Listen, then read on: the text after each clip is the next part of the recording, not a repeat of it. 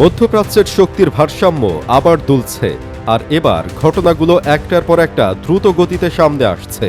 ইরানের সর্বোচ্চ নেতা মার্কিন ও ইসরায়েলি হামলায় নিহত হওয়ার পর তেহরান থামেনি। উপসাগরীয় অঞ্চলে মার্কিন সামরিক ঘাঁটি লক্ষ্য করে একের পর এক সামরিক আঘাত চালিয়ে যাচ্ছে। একই সময় ইসরায়েলের ভেতরেও ক্ষেপণাস্ত্র ও ড্রোন আঘাতের খবর আসছে। লেবানন এখন নিরপেক্ষ নেই। ইরানের ঘনিষ্ঠ মিত্র হিজবুল্লাহ সরাসরি ইসরায়েলের বিরুদ্ধে সীমান্ত খুলে দিয়েছে।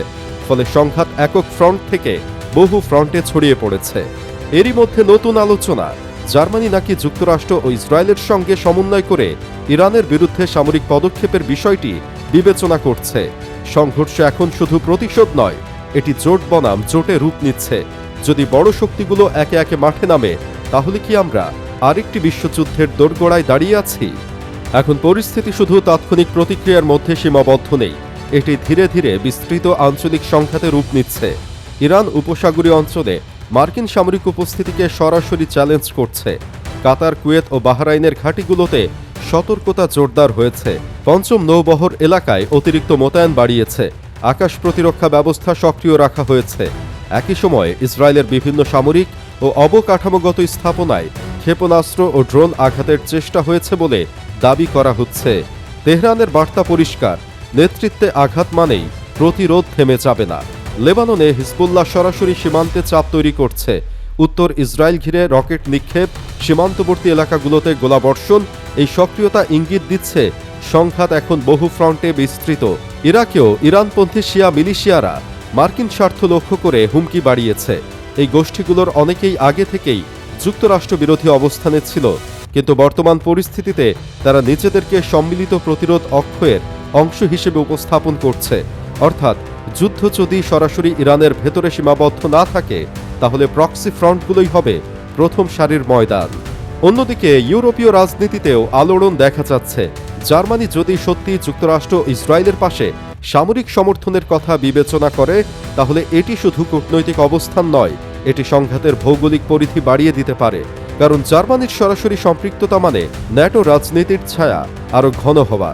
এই মুহূর্তে প্রশ্ন উঠবে, রাশিয়া ও চীন কি নিরপেক্ষ থাকবে, নাকি কৌশলগতভাবে ইরানের পাশে দাঁড়াবে? যদিও এখন পর্যন্ত তারা সরাসরি সামরিক পদক্ষেপ নেয়নি, তবে কূটনৈতিক ভাষ্যে পশ্চিমা জোটের সমালোচনা অব্যাহত রয়েছে। অর্থাৎ সংঘাত আঞ্চলিক সীমা ছাড়িয়ে বৃহত্তর শক্তির অক্ষ গঠনের দিকে এগোচ্ছে, যেখানে প্রতিটি নতুন জোট ভবিষ্যৎ সংঘর্ষের মানচিত্র আঁকছে। একদিকে যুক্তরাষ্ট্র, ইসরায়েল ও সম্ভাব্য ইউরোপীয় সমর্থন, অন্যদিকে ইরান ও তার আঞ্চলিক মিত্র গোষ্ঠী। সংঘর্ষ যদি সীমা অতিক্রম করে সরাসরি রাষ্ট্র বনাম রাষ্ট্রের যুদ্ধে গড়ায়, তাহলে সেটি আর স্থানীয় সংকট থাকবে না। তখন প্রতিটি নতুন জোট ঘোষণা, প্রতিটি সামরিক মোতায়েন, প্রতিটি পাল্টা হামলা বড় শক্তিগুলোর অবস্থান নির্ধারণের সূচক হয়ে উঠবে। এই অবস্থায় দৃশ্যটা সামরিক মানচিত্রের বাইরে চলে গেছে। এখনো সবাই হিসাব করছে, কিন্তু এই হিসাব যদি একবার ভুল হয়, পরিস্থিতি নিয়ন্ত্রণের বাইরে যেতে সময় লাগবে না। দৃশ্যপট এখন বদলে গেছে। একের পর এক দেশ অবস্থান নিচ্ছে, সামরিক মোতায়েন বাড়ছে, হুঁশিয়ারির ভাষা কঠোর হচ্ছে, আর প্রতিটি পদক্ষেপ পরবর্তী প্রতিক্রিয়ার ভিত্তি তৈরি করেছে। এমন পরিস্থিতিতে যুদ্ধ ঘোষণা দিয়ে শুরু হয় না, একটি ভুল সিদ্ধান্তই যথেষ্ট। আঞ্চলিক চাপ যখন জোটে রূপ নেয়, আর জোট যখন সরাসরি শক্তি প্রদর্শনে পৌঁছে যায়, তখন সংঘাত আর থেমে থাকে না। এই মুহূর্তে সবচেয়ে বড় ঝুঁকি যুদ্ধ নয়, ভুল হিসাব। যেখানে প্রশ্ন দাঁড়ায়, এই সমীকরণ কি নিয়ন্ত্রিত থাকবে, নাকি কোনো এক সিদ্ধান্ত পুরো ভারসাম্য ভেঙে দেবে? বিশ্ব কি সত্যি আরেকটি বৈশ্বিক সংঘর্ষের প্রান্তসীমায় দাঁড়িয়ে, নাকি এটি এখনো শক্তির কৌশলগত খেলা মাত্র? একটি সিদ্ধান্ত পুরো অঞ্চল বদলে দিতে পারে, আর একটি ভুল হিসাব পুরো বিশ্বকে।